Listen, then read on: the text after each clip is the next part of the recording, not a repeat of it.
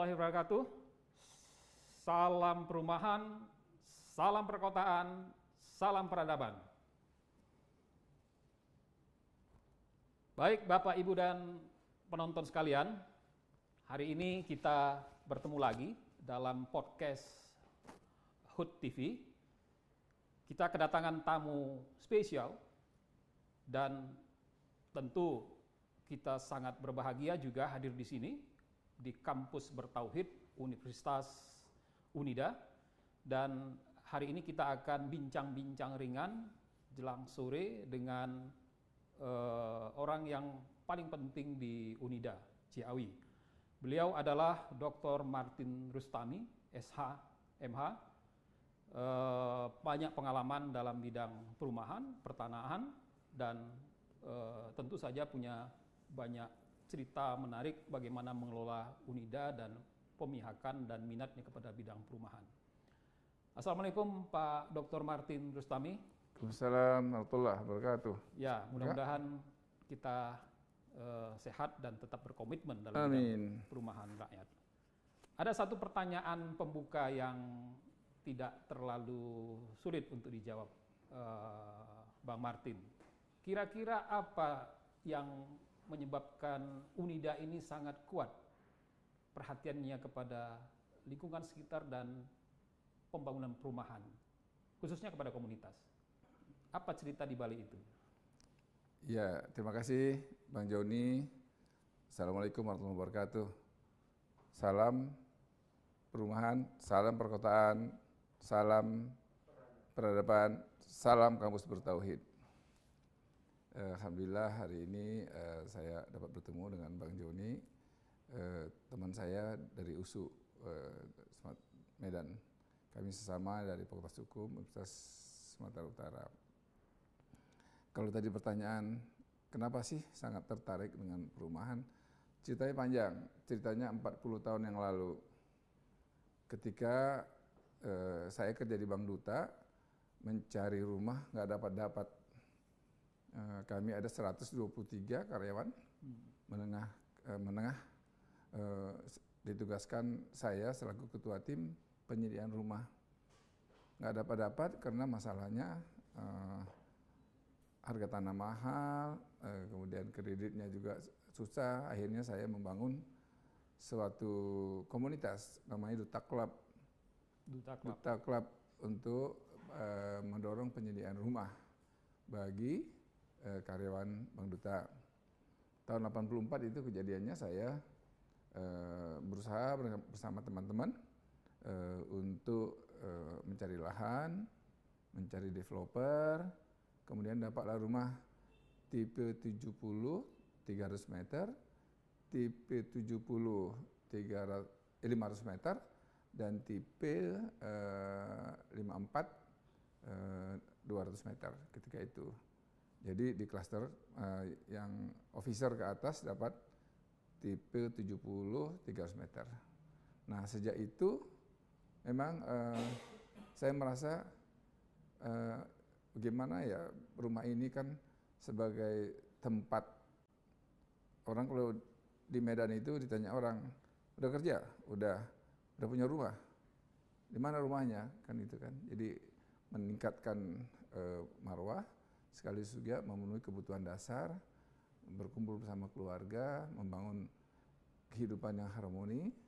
Nah, di situ pula, komplek itu pula, kami, almarhum kawan saya namanya Sahrin Ruban Tobing, ahli agroteknologi dari USU, membangun produktivitas dari rumah. Setiap rumah dibangun 4 pohon belinjo.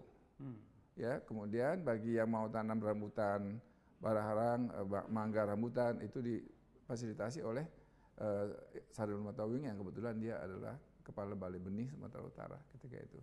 Nah, inilah awal saya kenapa tertarik dengan perumahan dan sekaligus ikut membangun komunitas untuk mendapatkan perumahan. Satu lagi, kemudian kami berhubungan dengan BTN. Kemudian kami minta fasilitas dari BTN, dan direksi kami di Jakarta, antar direksi berhubungan dengan BTN, dan kemudian terrealisasilah rumah itu pada tahun 1985 awal, semua karyawan Bank Duta waktu itu dapat perumahan melalui PT Elva Corporation di Eka Rasmi, sekarang udah jadi kota itu. Itulah kami sebut dengan Johor Permai atau Joper, ya. Depannya ada Johor Indah Permai, Jiper, ya. Kalau orang Jiper ngelawan Joper, dia Jiper dia. Lebih kurang itu Bang Joni, kenapa kemudian belakangan terus. Nah, satu lagi, saya dipesan sama guru saya sangat dekat dengan guru saya, namanya Profesor Abi Parlindungan, guru kita juga.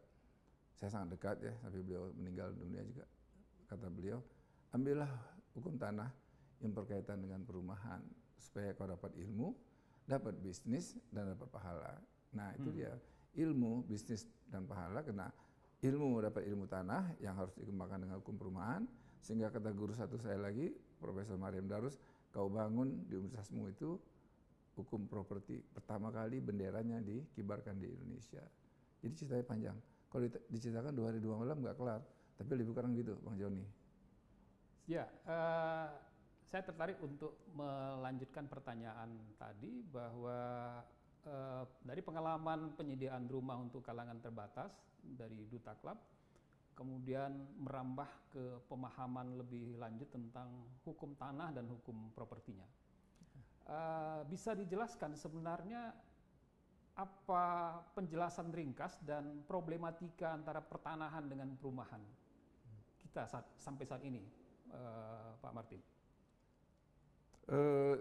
Sesuai dengan studi yang dahulu di Medan saya jalankan, saya tambah lagi ya, secara nggak sengaja saya ketemu dengan kawan saya namanya Guntur Dwi Sulistianto, Kepala Cabang BTN, minta saya selaku partner, teman, sahabat, keluarga BTN. Nah ketika itu saya diminta, seolah-olah saya bukan sebagai notaris BTN saja, untuk saya jadi notaris BTN, saya juga jadi jaksanya BTN. Saya menseleksi semua pertanahan yang berhubungan dengan yang mau dibangun perumahan, karena pada itu Menteri Akbar Tanjung punya program biaya pembebasan tanah. Nah begitu saya ditugaskan oleh BTN mengurus pertanahan, maka saya dituduh oleh para developer muda, jaksa BTN. Kenapa? Karena ternyata persoalan utama daripada rumah itu adalah tanah. Kenapa urusan tanah? Karena rumah tidak dibangun seperti Amsterdam di atas air, tapi di atas tanah. Tidak ada pun satu rumah yang tidak memiliki kepentingan dengan tanah. Nah, didorong oleh pesan guru saya, Profesor Abi Parlindungan, dalamilah tanah yang berhubungan dengan rumah. Didorong oleh guru saya, Profesor Mariam Darus, mengatakan tegakkan bendera hukum perumahan, hukum properti di Unida. Didorong oleh pengalaman saya menjadi notaris BTN, dan terus ternyata beberapa pengembang properti di Jakarta, ketika saya sudah notaris Jakarta, minta saya menjadi notarisnya, ya Perumnas juga ya, Perumnas minta bantuan sama saya untuk bagaimana waktu masa sulit itu untuk memberikan bantuan yang sifatnya masukan hukum yang tidak bertentangan dengan hukum yang berlaku. Akhirnya terus begitu saya 2006 menjadi rektor, nah saya sekolah doktor, saya canangkanlah, kita harus konsen ke bidang perumahan. Padahal penelitian saya tadinya perumahan bagi asing ya, properti bagi asing dengan metode penerapan teori azas pemisahan horizontal. Dengan azas pemisahan horizontal, asing boleh memiliki rumah tanpa harus dia memiliki tanah. Mulai saya teliti itu, dan di tengah jalan saya diingatkan oleh salah seorang guru dari Unpad tempat saya ngambil S3, namanya Profesor Romli, janganlah mikir asing saja, mikirkan juga lah masyarakat, terutama masyarakat berpenghasilan rendah. Di sekitar Bogor dan Jakarta itu banyak masyarakat berpenghasilan rendah sekali. Maka saya telitilah ketika itu tentang bagaimana sih kondisinya ini. Oh ternyata problem utama adalah tanah. Sementara itu. Ya, saat ini kan kita sudah juga menyelenggarakan webinar kerjasama Unida dengan HUD. Ada kalimat atau pernyataan penting dari Pak Martin, yaitu subsidi wakaf tanah. Kira-kira penjelasannya apa? Dan apakah itu adaptasi daripada banyak soal? Apakah itu juga ada analoginya dengan bank tanah untuk mengatasi kekurangan tanah untuk perumahan rakyat itu sendiri? Ya. Jadi setelah saya melakukan penelitian ke tahun ketiga selesai Stranas tentang bagaimana memisahkan untuk memudahkan rakyat mendapat rumah melalui jas pemisahan horizontal, sehingga Pak Julfi waktu itu juga dari HUT mengatakan kita pisahkan rejim hukum tanah dari hukum rumah. Kemudian saya juga memberikan kontribusi kepada Kementerian Perumahan waktu Pak Yusuf Asyari dalam membahas Undang-Undang Rumah Susun ke DPR. Kemudian keluarlah Undang-Undang 2011 yang di dalam salah satu pasalnya memungkinkan wakaf itu masukan kita menjadi salah satu lahan untuk dibangun rumah bagi rakyat berpenghasilan rendah. Kemudian tahun ke-5 saya meneliti, tahun ke-5 atau tahun ke-5 saya meneliti, saya membawa persoalan land bank. Ketika itu saya juga waktu Harpernas tahun lebih kurang ke-50 kalau nggak salah itu ya, saya bicara dengan Pak di Batam, saya bicara mengenai probabilitas dan potensi bank tanah. Saya ketemu dengan di Perumnas ketika itu, Pak Imawan mengatakan, Pak, Bapak setuju ya dengan adanya bank tanah? 100% saya setuju. Dia mengatakan, saya setuju Pak. Nah ketika itu Pak Imawan menjadi dirut Perumnas. Dan saya melihat waktu itu usulan saya, bank tanah itu nggak usah disusah-susahin cari lembaganya. Tunjuk aja Perumnas, PP tentang peningkatan pengembangan pelayanan Perumnas. Karena Perumnas sudah, sebagai saya notaris Perumnas, udah pernah Perumnas melakukan kegiatan seperti bekerja sama dengan Drio Rejo, itu lebih kurang ada 1000-an lebih hektar tanah untuk dilakukan Kasiba dan Lisiba itu waktu itu. Kemudian KTM. Dan saya notarisnya kebetulan Perumnas bersama karya-karya itu membangun itu dari kerjasama dengan swasta. Dan ternyata sebenarnya bisa kalau Perumnas mengerjakan itu karena sudah dikerjakan. Kemudian Perumnas juga menyediakan perumahan untuk membangun Jakarta bagian utara ya. Dan itu saya bersama dengan Kak Kanwil Pertanahan dan lawyernya satu grup, saya nggak mau sebut namanya, berhasil membangun 1997 kapling tanah matang. Jadi memang dengan adanya peranan Perumnas sebagai penyedia tanah itu, saya berpikir, kalau gitu kita doronglah pikiran pemerintah untuk meneliti tentang bank tanah. Di dalam bank tanah yang konsep yang sudah kami ajukan ke Dikti dan sudah ajukan ke itu juga ke PU bersama HUT juga, salah satu sumber land resources itu adalah tanah wakaf. Di samping tanah terlantar, bukan tanah enclaving, tanah aset daerah, kemudian tanah yang bersumber dari APBD dan APBN. Jadi kita kemudian terakhir CSR, terutama dari BUMN. Ketika kemarin saya dapat webinar mengatakan susah mendapatkan tanah dari kereta api karena harus membayar 10 juta, Menteri BUMN harus bayar 10 juta. Sebenarnya di dalam lingkar kekuasaan pemerintah nggak cocok, sehingga PU nggak bisa bangun 1 juta rumah. Saya waktu itu menyampaikan kepada tim sukses, tim transisi Pak Jokowi, saya diundang ke Kuningan mengatakan, apa yang menjadi konsep Anda? Nah, salah satu konsepnya tanah-tanah CSR dan tanah-tanah yang ada di stasiun kereta yang ada saya hitung dari Bogor dulu ya, ada 14 stasiun dari ke kota, kemudian dari Bekasi dan dari Tangerang. Kalau itu dibangun, paling tidak sudah bisa dibangun. Ketika itu juga rumah murah, tak harus pakai membeli tanah PJKA, transportasinya langsung PJKA, menghidupkan PJKA, kurang polusi. Nah itu hanya kerjaan PJKA, Perumnas dan BUMN, selesai satu atap kok. Kenapa nggak selesai? Saya dengar kemarin pada waktu webinar saya ikut, kenapa nggak terrealisir? Karena PJKA membuat harga. Nah itulah yang saya bilang ini tidak koordinasi. Nah kemudian salah satu asisten saya meneliti tentang tanah wakaf. Ternyata tanah wakaf itu 420.000 hektar baru terpakai 10-12%. Nah, udah saya hitung dengan kalau harga tanah saya hitung dulu ya, harga kan tanah wakaf itu tidak di kampung-kampung banget ya, ada sekitar daerah perkembangan. Saya hitung-hitung kemarin kalau di total tanah wakaf plus potensi wakaf, ternyata tanah wakaf itu menduduki kedudukan kedua ketiga 180 triliun kalau di total hartanya. Nah, ini kenapa nggak dikembangkan?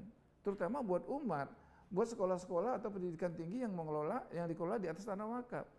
Nah, saya minta supaya asisten S3-nya meneliti tentang tanah wakaf.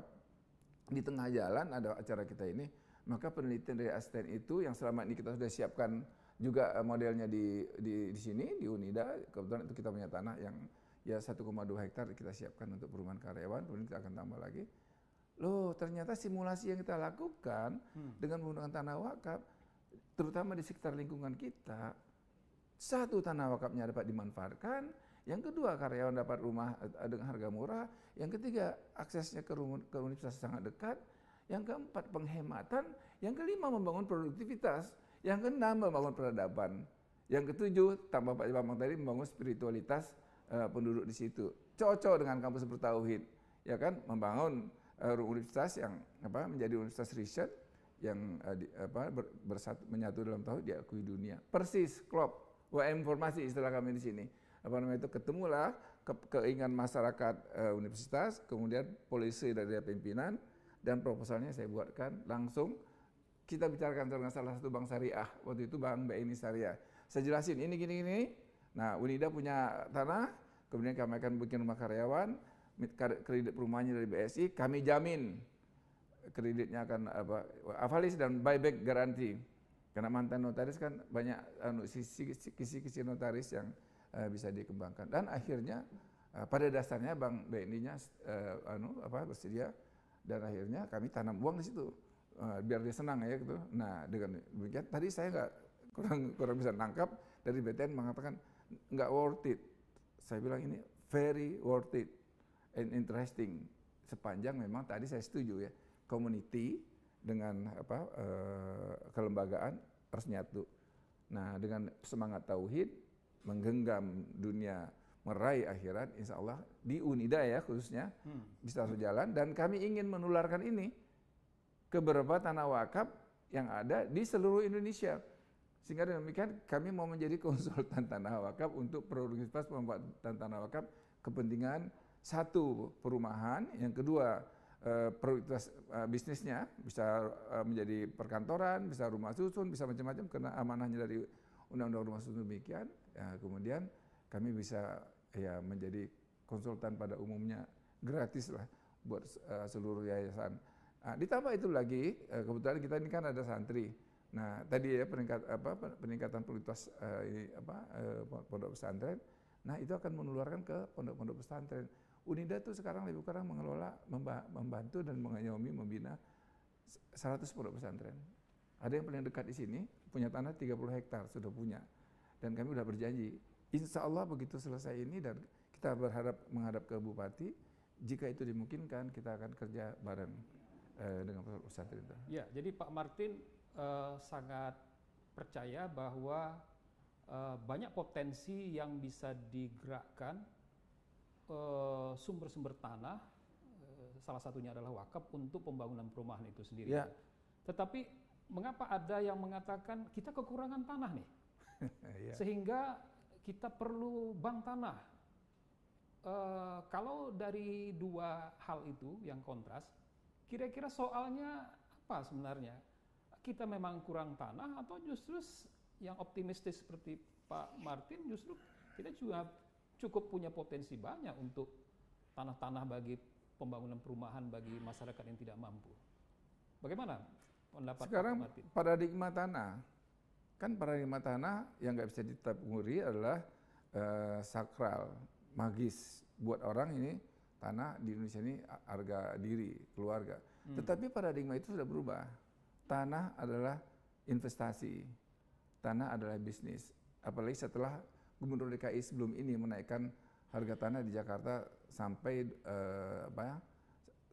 kali lipat, 8 sampai 10 kali lipat. Itu buktinya tanah saya di Jakarta. Kenaikannya nggak tanggung-tanggung harganya. Jadi kena PBB-nya naik kan, akhirnya naik semua ke Jakarta, naik ke Bogor, Bekasi, Tangerang, naik semua. Dan itu berbahaya. Kenapa? Karena komunitas di Bogor ini, Pak Joni, hampir semua tanah sudah dikapling oleh orang Jakarta. Malahan sampai ke Cijeruk sudah dikapling oleh orang Jakarta. Nah akhirnya tanah yang dimaksud dengan tanah yang untuk bisa dipakai buat rakyat itu, ya udah dikelola oleh para pemodal.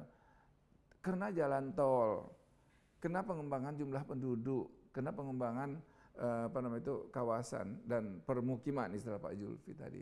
Jadi memang untuk tanah-tanah yang dilakukan spekulasinya, ya memang akhirnya membuat rakyat terjepit. Nah, tetapi saya ingin mengatakan jangan menangis dulu, ya kan? Ada tanah wakaf. Nah, itulah saran kami. Badan Wakaf Indonesia pernah di sini seminar sama kita. Badan Wakaf Indonesia, Profesor Jilal itu dari USU juga. Saya bilang, ayo kita bareng, kita inviting tanah wakaf itu, kata orang Minang tuh membangkit batang tarandam. Diangkat tanah wakaf itu, kita duduk bareng. Karena selama ini pandangan orang tanah wakaf itu adalah rigid, ya, kaku. La yuhabu, la yubai'u, la yurasu. Tambah lagi undang-undang wakaf mengatakan tidak boleh dijaminkan. Iya.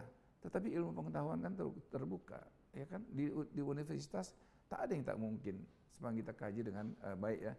Nah, segala satu mesti akuntabel, mesti responsible, mesti fairness, ya, mesti transparan. Dan itu kita anut di Universitas Juanda, good university governance. Jadi bukan sembarangan main juga, bukan semangat itu nggak tentu, tapi bisa kita lakukan. Dan kami mengundang dalam kesempatan ini Badan Wakaf Indonesia, ayo kita duduk. Ada dosen kita di situ, satu ya, ada anggota Dr. Irwanto nggak silap saya. Ada kawan kita, Hendrik Tanjung di situ. Jadi bisa kita duduk bersama, ayo kita bahas. Kenapa problemnya di sana anggota Badan Wakaf itu banyak pensiunan depak, ya, mohon maaf, atau banyak orang yang mencari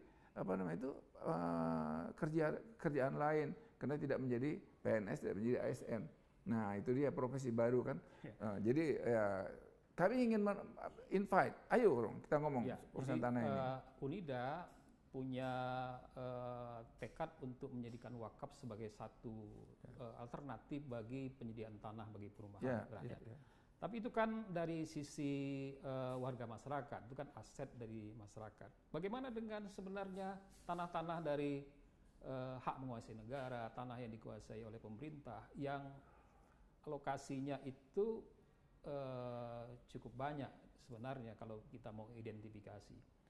Dari tanah-tanah yang akan masuk nanti menjadi aset bank tanah, kira-kira menurut Pak Martin, ada nggak jaminan dengan adanya bank tanah, perumahan rakyat, perumahan bagi MBR, itu bisa diatasi dengan landasan juridis Undang-Undang Cipta Kerja maupun PP Bank Tanah yang sekarang sudah ada? Ya. Apa proyeksi dari UNIDA, Jungto Pak Martin melihat Bank Tanah mampu menyelesaikan soal perumahan MBR atau bagaimana? Ya. Nomor satu, kata kuncinya pro rakyat. Ya kan? Pro rakyat itu bukan dia ngomong, ya, bukan lip service, tapi pro rakyat dari batin. Kalau kita pro rakyat beneran, semua potensi bisa kita keberahkan untuk mewujudkan apa yang menjadi cita-cita, kata Pak Bang tadi, alinea keempat pembukaan Undang-Undang 45. Itu dulu. Pro rakyat. Alokasi tanah untuk perumahan MBR itu harus pasti di dalam agenda. Bukan sekedar pasti, tetapi gratis. Gratis, dananya bisa. Kami bisa cari pemikiran untuk supaya bisa MBR itu menjadi bagian daripada, itu memang salah satu penelitian saya. Udah masuk ke jurnal internasional Q1. Artinya UNIDA, Pak Martin punya formula untuk gratis tanah bagi perumahan MBR. Punya formula. Jadi saya kasih cerita dikit boleh kan? Kalau pemerintah, kalau tanah-tanah terlantar, sekarang tuh 384 hektar tanah di sekitar sini, ya PTP 80 terlantar, jadi sengketa sekarang. Atau jadi biung, atau jadi orang-orang penggarap liar. Nah itu kita bareng, kita buat itu namanya program enclaving. Ya kan, PTP kasih kepada masyarakat dalam rangka CSR-nya, daripada berantem dengan masyarakat, udah dikasih kepada pemerintah daerah menyiapkan tanah itu. Udah. Yang kedua, tentunya sarana dan prasarana pemerintah kan anggaran biasa itu ada kan itu kan. Yang kedua, kita harus kembali ke pasal 47, 48, 49 Undang-Undang Rumah Susun. Yeah. Berikanlah rakyat itu tanah untuk tidak dia beli tanah, maka dia cukup beli rumah. Shading horizontal. Kalau nggak menggunakan azas shading horizontal, azas pemisahan horizontal, sampai kiamat pun rakyat nggak dapat rumah. Yeah. Kenapa? Karena cuma announcement itu ada, baik di Undang-Undang Bangunan Gedung, PP Bangunan Gedung, Undang-Undang Rumah Susun, Undang Pokok Agraria. Ada di kampung saya di Minang, tanah dari suku dibangun oleh orang-orang, ya etek saya, pak etek saya bangun rumah, punya rumah masing-masing, tapi tanah suku. Apa masalah? Kan nggak ada masalah. Yang penting bagaimana mengaturnya. Malah saya mengatakan dalam salah satu tulisan saya, kalau pemerintah bisa menyediakan bank tanah untuk kepentingan MBR, kita bangun situ wilayah perkotaan. Kita bangun wilayah perkotaan, dia akan bikin tradisi baru di situ, tambah produktivitas seperti yang kita sampaikan tadi. Itu bisa. Ayo kita ngobrol. Dulu saya pernah diminta wawancara oleh World Bank, datang kemari World Bank-nya tuh, umurnya bukan 78 tahun. Saya udah jelasin ke dia. Dia bilang, Anda bagian daripada land tenure. Ya, kalau land tenure diarahkan kepada rakyat, maka shading horizontal, pemisahan hukum horizontal. Di Sumatera Utara sudah punya itu, Geran Cong Api, Geran Sultan, segala macam. Di Jawa Barat, di Jawa Tengah punya Magersari di Jogja, ya kan? Dan di Bali punya Subak. Itu bisa dilakukan pemisahan horizontal. Kenapa di sini nggak bisa? What's your problem? Kan cuma satu kan, pro rakyat apa enggak? Ya, jadi baik secara azasnya pemisahan horizontal maupun filosofinya hak bertempat tinggal, kita bisa mengatasi kekurangan rumah dan problematika kemiskinan perumahan itu sendiri ya Pak Martin. Ya.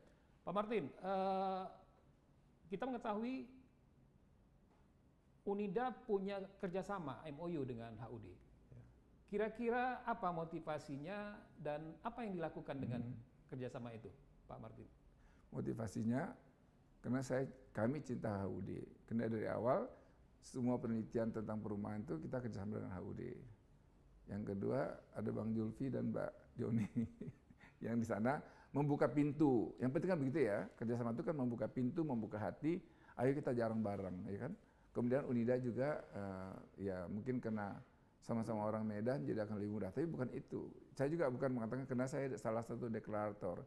Karena HUD itu concern kepada penyediaan rumah dan membuka akses bagi rakyat untuk mendapatkan rumah. Jadi ya kalau istilahnya Kang Joni itu hak bermukim, hak asasi. Jadi kita dukung, berarti sama dong pikiran HUD dengan UNIDA. Oleh itu kita jadi bareng. Ada pertemuan misi dan kesamaan visi dan ketertautan hati. Ada ruhnya. Ada ruh yang ketemu ya. Terakhir Pak Martin, saya mengenal Pak Martin punya pengalaman panjang dalam bidang hukum, mulai dari perbankan, kemudian notaris PPAT, kemudian menjadi pendidik, punya universitas dan bergiat dalam banyak penelitian. Ada satu pertanyaan yang barangkali publik punya hak untuk mengetahui. Kira-kira apa sumber motivasi dan kekuatan atau zikir apa yang Pak Martin amalkan sehingga punya stamina begitu kuat untuk menjalani kehidupan sampai punya kampus bertauhid seperti ini? Ya. Zikir saya murid ibu saya. Itu aja. Jadi ibu saya yang ngajarin semua kehidupan bernegara, berbangsa, beragama. Ya, goyang kan? Itu cita-cita ibu saya. Supaya bagaimana menjadi anak yang berguna bagi bangsa, agama, negara, dan masyarakat. Jadi itu kena bilang ibu saya agak getar. Kenapa? Karena baru meninggal setahun yang lalu. Mengatakan, ya pasanglah niat dengan baik. Innama a'malu binniyat wa innama likulli imri'in ma nawa. Ya berbuat aja. Dan kata orang tua saya, jadikanlah anak saya jadi anak yang soleh, yang berguna bagi bangsa dan negara. Karena pesan itu harus saya jalankan. Ya, I want to prove her nanti waktu pulang, ya kan, nah sini, kamu udah ikut kata mama kan gitu kan. Ya. Nah, itu. Bagaimanapun nggak bisa dipungkiri kalau kita dekat dengan orang tua, doanya lebih ampuh daripada doa kita. Mungkin karena itu. Jadi nggak hebat-hebat banget saya. Jadi ingin memberi manfaat bagi berguna bagi masyarakat, bagi bangsa, bagi negara, bagi negara, bagi bahkan agama. mungkin bagi flora dan fauna gitu. Ya pasti. Dan doa memperoleh berkah sebagai melaksanakan dari doa menjadi anak yang soleh. Itu persis seperti doa Ibrahim ketika diperintah Tuhan untuk membina kembali Ka'bah. Pak Martin, kira-kira ada satu pesan, dua pesan untuk masyarakat luas kepada generasi muda kita yang bisa disampaikan? Pak Martin, silakan. Ya, terima kasih. Satu, jaga diri. Jaga diri berhubungan dengan diri kita sendiri. Kita nggak terserah agamanya apa. Patuhi agamanya, ya kan. Cintai keluarga, ya. Jaga diri supaya terhindar dari perbuatan keji dan mungkar. Yang kedua, jaga kelakuan, ya. Berpikirlah positif kepada orang lain, berbuatlah baik. Gak usah pakai pamrih, insya Allah semuanya akan datang kembali. Dan mungkin itu pula yang membuat immunity kita jadi naik. Ya, jadi jaga diri untuk diri sendiri ke dalam, jaga kelakuan untuk diri kita keluar. Ya, saya pikir itu universal, semuanya orang bisa tanpa harus melihat agama, suku atau golongan apapun. Dan itu lagi ajaran ibu saya. Demikian. Ya, terima kasih Pak Martin. Banyak yang kita petik dari pertemuan singkat ini. Mudah-mudahan bisa terus berkarya, bermanfaat bagi sesama. Dan para penonton sekalian, demikian tadi wawancara podcast singkat kami dengan Bapak Dr. Martin Rustami. Dan mudah-mudahan kita akan hadir bertemu lagi dalam acara podcast yang berikutnya. Billahi taufiq wal hidayah. Wassalamualaikum warahmatullahi wabarakatuh.